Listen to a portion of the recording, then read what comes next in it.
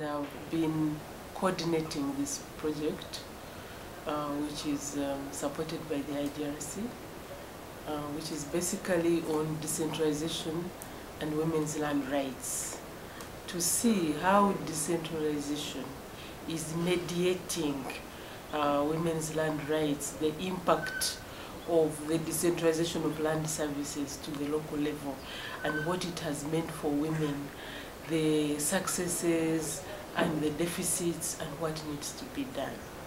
We looked at women's organizing capacities and how they are able to engage institutions at local level with regard to their land rights.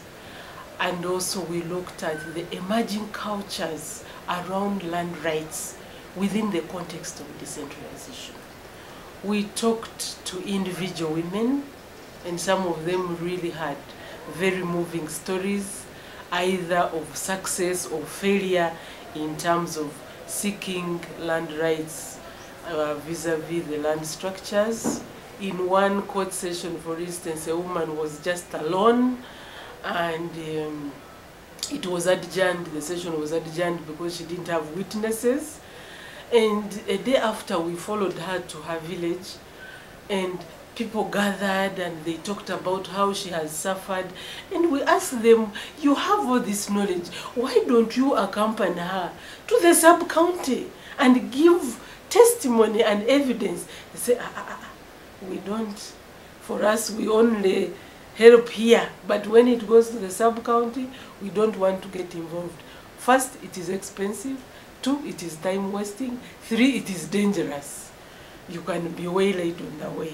So that's why you see that then movement building is very important, to be able to move these land claims from the individual women to something collective, something in the public domain. When you talk about decentralization, you find that people get divided into 2 camps. One camp is a proponent of decentralization, it's a good package, everything rosy about it.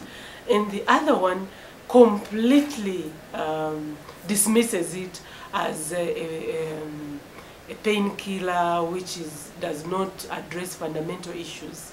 And for us, we are saying that decentralization should not be seen as a package. It should be seen as a process that needs to be democratized.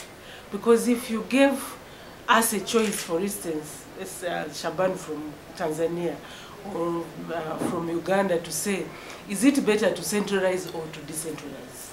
I think one would say decentralization has a value if only these gaps and deficits can be plugged, because decentralization enables citizens, especially women, to engage with state processes and thereby to build their citizenship in a much more fundamental way.